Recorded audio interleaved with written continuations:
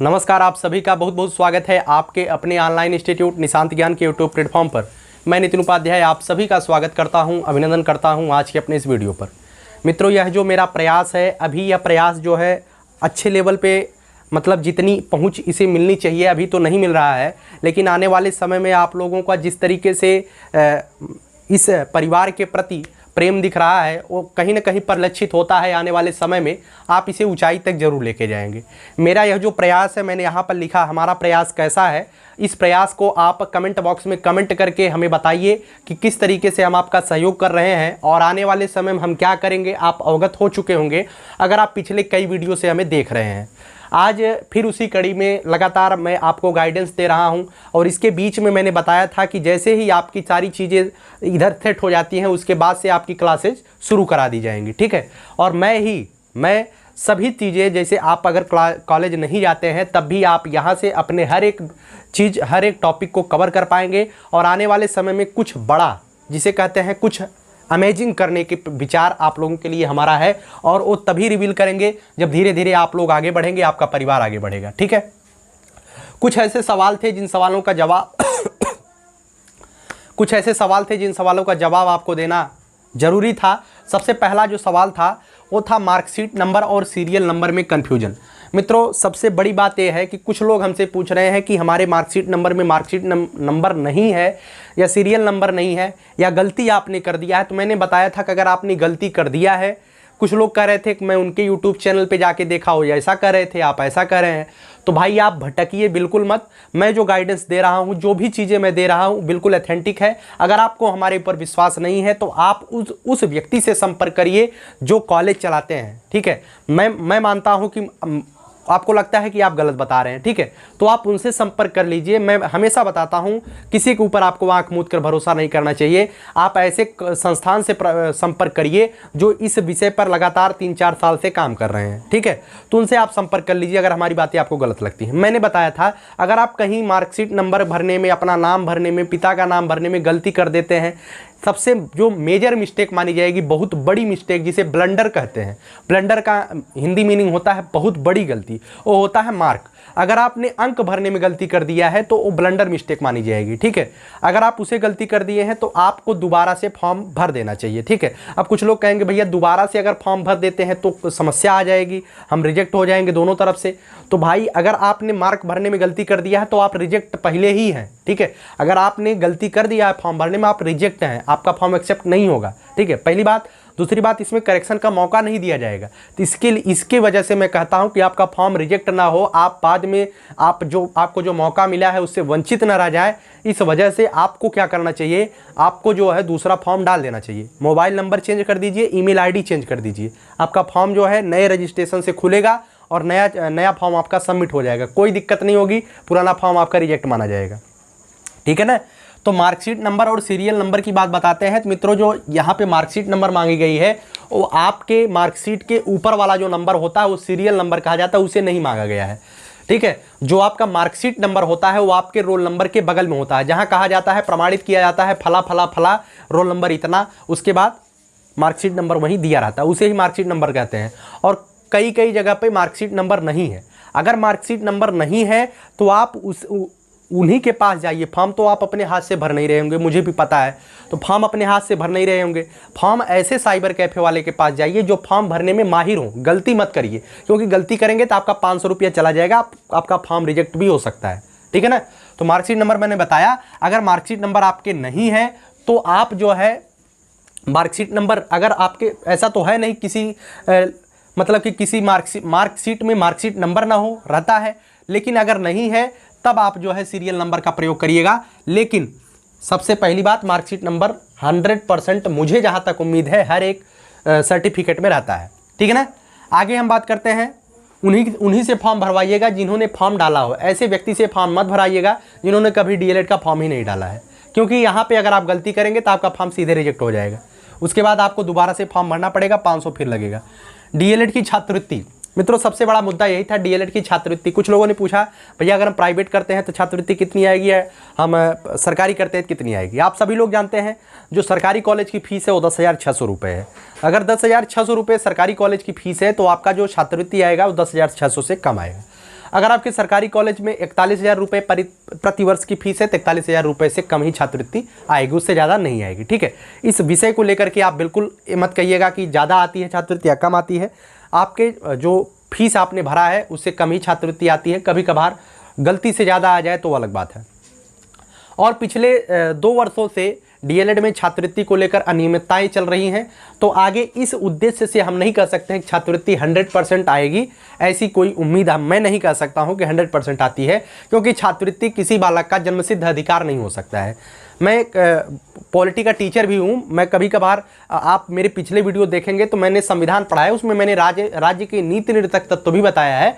मैंने बताया है कि राज्य के नीति निर्देशक तत्व में छात्रवृत्ति आती है। ठीक है, ये जो छात्रवृत्ति होती है राज्य के नीति निर्देशक तत्व में आता है। अगर राज्य के पास बजट होगा तो आपको दिया जाएगा, अगर बजट नहीं है तो आप इसके खिलाफ कोर्ट भी नहीं जा सकते हैं कि हमें जो है नहीं मिल रहा है। ठीक है, राज्य के नीति निर्देशक तत्व में ये चीज़ें वर्णित है। जन्मसिद्ध अधिकार नहीं है, बजट होगा तो पाएंगे, नहीं होगा तो नहीं पाएंगे। कुछ लोगों को ऊपर से दे दिया जाता है, कुछ लोग बच जाते हैं, तो इसमें आपको कोई समस्या नहीं होनी चाहिए।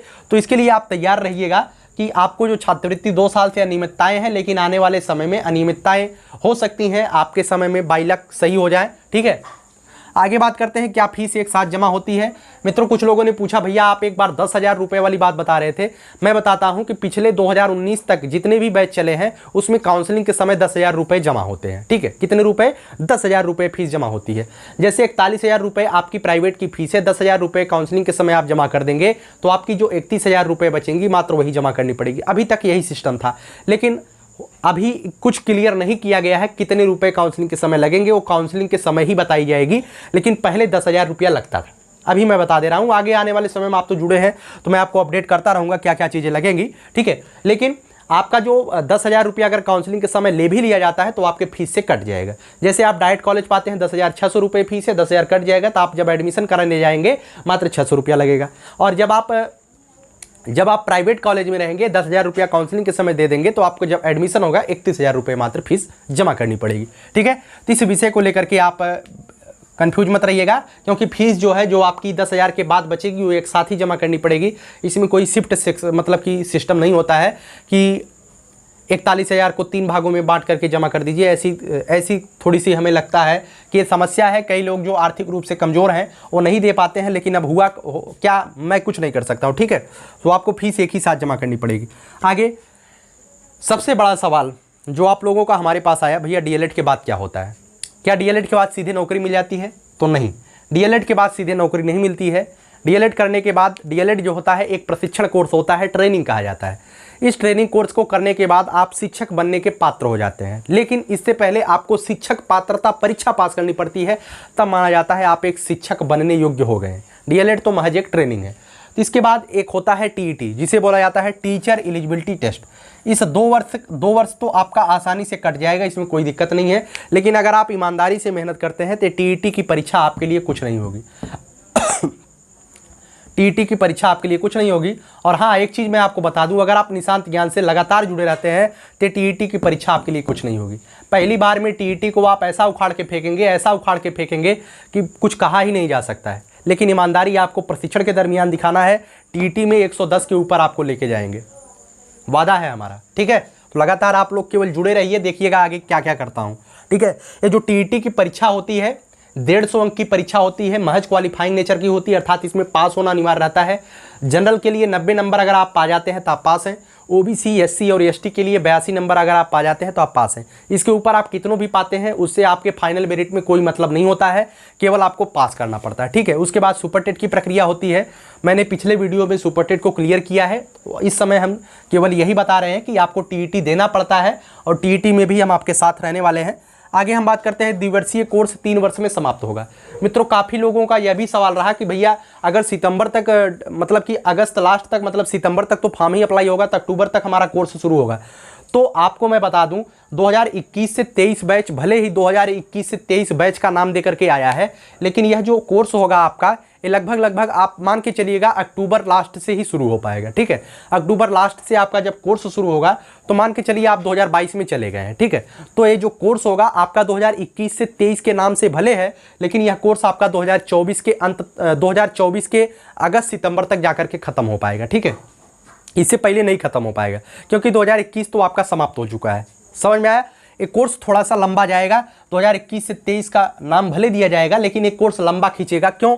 क्योंकि 2 वर्ष भले ही है, लेकिन 2021 तो आपका खत्म ही हो गया। अब 2021 के अक्टूबर से जब कोर्स शुरू होगा तो उस वहाँ से जोड़ा जाएगा। 2021 के अक्टूबर से 6 महीना जोड़ करके 2022 के अप्रैल मई तक, जहाँ भी मार्च अप्रैल तक आपकी एग्जाम फर्स्ट सेमेस्टर का हो पाएगा। ठीक है, इसे कहा जाता है थोड़ा सा लेट हो सकता है। ठीक है, लेकिन 2 ही वर्ष, वो 6 महीने का 2 ही वर्ष रहेगा। इससे ऐसा नहीं है कि 6 महीने का 8 महीने बना दिया जाए। ठीक है, आगे हम बात करते हैं प्रतियोगी परीक्षाओं की तैयारी करने वाले क्या करें, बीएड या बीटीसी। मित्रों, मैं आपको यही बताता हूं कि आप इसका निर्णय आप अपने विवेक से लीजिए। अगर आपको सरकारी नौकरी पाना हो और आपके दिमाग में चलता है प्राइमरी का टीचर हम आसानी से बन सकते हैं, तो बीटीसी बेस्ट है। अगर सरकार बीटीसी करा रही है तो बेस्ट है। ठीक है, तो बीएड को मान्यता दिया गया है प्राथमिक में। अगर आप बीएड प्राथमिक के लिए ही करते हैं, महज आपको ऐसा लगता है कि हम बीएड करेंगे तो हर जगह मुझे मौका मिलेगा, ठीक है, तो इस उद्देश्य से आप बीएड ना करिएगा। ठीक है, बीटीसी अगर आपको लगता है कि मुझे प्राइमरी में नौकरी लेनी चाहिए और मैं ले लूँगा, तो आपके लिए बीटीसी बेस्ट है। क्योंकि सरकार इस समय बीटीसी अगर करा रही है तो कहीं ना कहीं ये लोग प्रथम वरीयता के लिए आगे होड़ मचाएंगे और कहीं ना कहीं बीएड को कहीं ना कहीं धोखा मिल सकता है। तो आपके दिमाग में वहपोह की स्थिति न बने और प्राथमिक के लिए आप हमेशा एलिजिबल हैं, एलिजिबल थे और एलिजिबल रहेंगे, इस उद्देश्य से आपको बीटीसी बेस्ट रहेगा। लेकिन अगर आपको लगता है कि हमें कहीं भी मौका मिलता है हम मौके पे चौका मार देंगे, तो बीएड भी गलत नहीं है। ठीक है, मैं हमेशा कहता हूं कि अगर आपको लगता है कि अगर प्राइमरी से आप बाहर भी हो जाते हैं और आपको जूनियर में मौका मिल जाता है, आपको जो है टीजीटी में मौका मिल जाता है, तो आप आसानी से निकाल लेंगे, तो बीएड आपके लिए बेस्ट है। क्योंकि बीएड वर्तमान में हर जगह मान्य है। ठीक है, तो बीएड आपके लिए भी बेस्ट रहेगा। आपको अगर लगता है कि हमें अगर प्राइमरी से बाहर कर दिया जाएगा तो हम वहाँ पे चौका मार देंगे, तो बीएड बेस्ट है। ठीक है, लेकिन ऐसे लोग जिन्हें लगता है कि बीटीसी मतलब मुझे प्राइमरी में ही जाना है और मेरा उद्देश्य प्राइमरी है, उससे आगे हम कर नहीं पाएंगे, तो आपके लिए बीटीसी बेस्ट रहेगा। अगर बीएड करेंगे तो आप कहीं ना कहीं गलती करेंगे।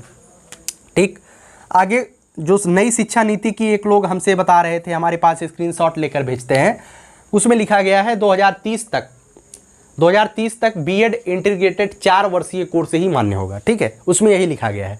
तो उन्होंने कहा कि भैया आप बीएड बीटीसी बता रहे हैं 2 वर्षीय कोर्स, ये तो 2030 के बाद खत्म हो जाएगा। बता रहे थे हमसे 2030 के बाद तो खत्म हो जाएगा, इसका कोई वैल्यू नहीं रहेगा। अगर हम 2030 तक नौकरी नहीं पाते हैं तो क्या करेंगे? ठीक है, तो मैं आपको बताता हूँ कि अगर आप 2023 बैच के 2021 बैच के हैं और आप 2030 तक नौकरी नहीं पाते हैं, आपकी ज़िंदगी खराब है।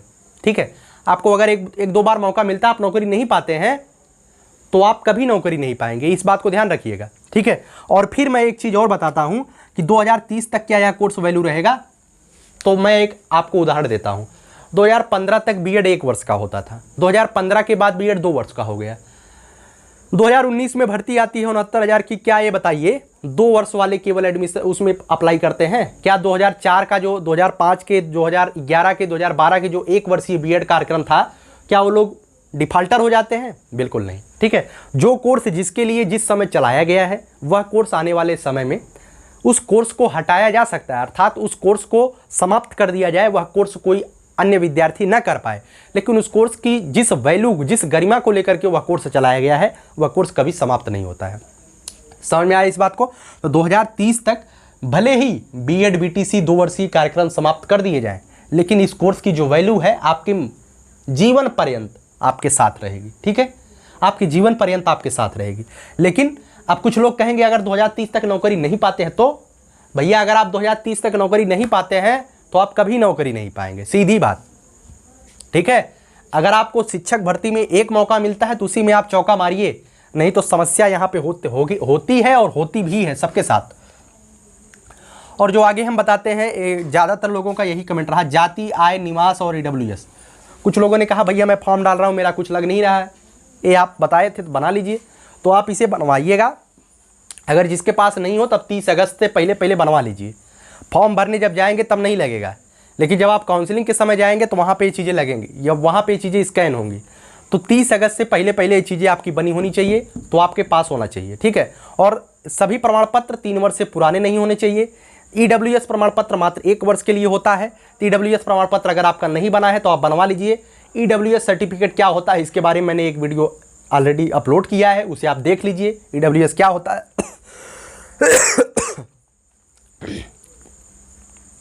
EWS क्या होता है आप उसे देख लीजिए। और सबसे बड़ी बात, कुछ लोगों ने हमसे कहा कि भैया आप BTC के दरमियान क्लासेस चलाएंगे कि नहीं चलाएंगे। हमारा जो लक्ष्य है वो कुछ अलग है, ठीक है। अलग का मतलब क्या है, आप अगर इस प्लेटफॉर्म पे आए हैं, किसी तरीके से खोजते हेरते कैसे भी आके अटक गए हैं, कोई वीडियो आपने देखा, तो सबसे पहले आप चैनल को सब्सक्राइब करके रख लीजिए। अगर आज के टाइम में यह वीडियो आपके काम का नहीं है तो मत देखिए, लेकिन आने वाले समय में मैं इतना ज़रूर कहता हूँ कि आप लोग फिर यहाँ पे आएंगे। किस वजह से? आप लोग अगर BTC करेंगे तो आप TET और सुपर टेट के लिए इधर उधर भटकेंगे, और कुछ जो इस समय शिक्षा का व्यवसायीकरण हो रहा है, हम उसको काफ़ी हद तक कम करने का प्रयास करेंगे और कुछ अलग ज़रूर करेंगे, ठीक है। मतलब आपको 2021 बैच के अगर आप हैं तो आपकी क्लासेस से लेकर के आपकी सफलता, क्लासेस से सफलता, सारी चीज़ें हम अपने ऊपर लेते हैं, और धीरे धीरे सब कुछ मैं करूँगा। ऐसी कोई बात नहीं है कि जो आप कहीं ना कहीं आपको मैं पीछे छोड़ूं, कहीं नहीं। चाहे वो गणित हो, चाहे वो मनोविज्ञान हो, चाहे कोई भी विषय हो, अगर हम नहीं करते हैं तो कोई दूसरा व्यक्ति इसी प्लेटफॉर्म पे करेगा, ठीक है। मुझे हो सकता है कि हमें सारे सब्जेक्ट नहीं आते हों, लेकिन किसी व्यक्ति को दूसरा सब्जेक्ट आता है, वो आएंगे, आपका परिवार धीरे धीरे आगे बढ़ेगा, तो सारी चीज़ें होंगी। मुझे ज़्यादा खुलकर कहने की आवश्यकता नहीं है, क्योंकि कहना ज़रूरी नहीं होता है, करना ज़रूरी होता है। जो आगे होगा तो आप देखेंगे। हमारा प्रयास कैसा है, सबसे बड़ी बात यह है कि हमारा प्रयास कैसा है। इस प्रयास को अगर आपको अच्छा लगता है तो कमेंट बॉक्स में कमेंट करिए, अच्छे कमेंट करिए। वीडियो को ज़्यादा से ज़्यादा आप शेयर करिए, जिससे ज़्यादा से ज़्यादा संख्या बल अधिक हो, और जब संख्या बल अधिक होंगे तो हमारा भी उत्साह बढ़ेगा कि जो कुछ मैं कर रहा हूँ। कभी कभी लगता है कि मैं कुछ गलत कर रहा हूँ, मतलब कि कुछ लोग गलत कमेंट कर देते हैं, थोड़ा सा मूड ख़राब होता है। लेकिन कुछ लोगों का अब जैसे होता क्या है, कुछ लोग आते हैं केवल वीडियो खोल करके डिसलाइक करके चले जाते हैं। उनका एक ही काम है, उनकी वीडियो आ गई है, डिसलाइक करके दूसरे पे चले जाओ, क्योंकि वो दूसरे के समर्थक हैं। तो भाई उनका भी बहुत बहुत आभार व्यक्त करता हूं, क्योंकि 2-3 सेकंड तो वीडियो देखते ही है, ठीक है। डिसलाइक करने वालों के लिए मुझे कोई गिला शिकवा नहीं है, डिसलाइक करते हैं, अच्छी बात है। अगर 1000 लोग डिसलाइक करते हैं और 5 लोग उसमें से डिसलाइक करते हैं तो इसमें कोई हमें समस्या नहीं है। ऐसी मानवीय स्वभाव होता है कि ईर्ष्या सबके मन में जन्म लेती है। तो चलिए कोई बात नहीं है, ये आपका परिवार है, आप लोग अगर सपोर्ट कर रहे हैं तो इससे बड़ी बात हमारे लिए कुछ नहीं हो सकती है। कुछ हेटर होते हैं, वो करते रहेंगे और आपका परिवार आगे बढ़ता रहेगा। बहुत बहुत धन्यवाद।